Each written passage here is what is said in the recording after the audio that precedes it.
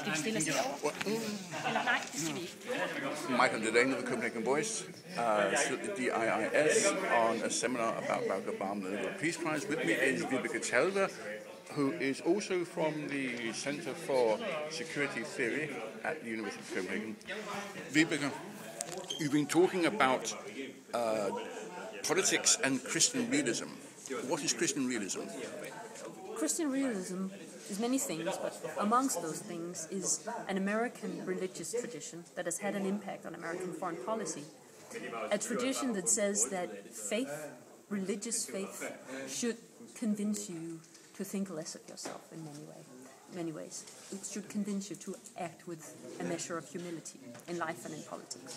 Now, this is something we've seen in the policies emanating from the White House for the past 120 years or 140 years. Well, it's sort of a tradition that has popped up its head every now and then. Few American politicians have embodied it,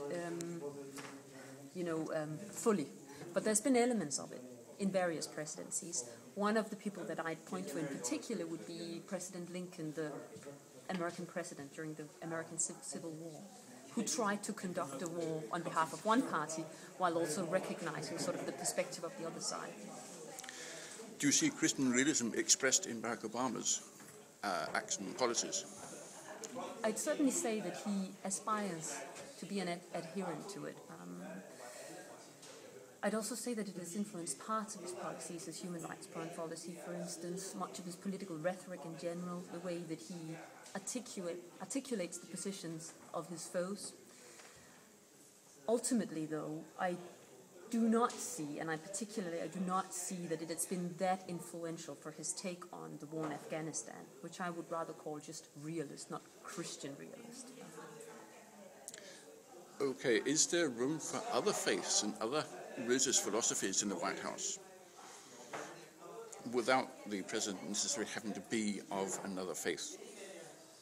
Do you mean, is there room for a president of another faith?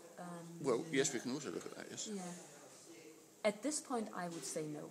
Clearly no, because it's not just that 1 minute when you tell the audience which faith you adhere to.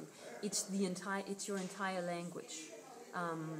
There's so many terms from the Christian tradition, sin, justice, etc., that simply fuses through every political speech today, and I don't think the American electorate would be ready to elect someone who does not speak that language, whether it's the humility or the certainty, variety of it, but some forms of a Christian religious language. And at this point, do you think Barack Obama was a correct choice for the Nobel Peace Prize? I think it's a very difficult question. I think that when you elect someone, I mean, the criticism has been that here's someone who hasn't done anything specific.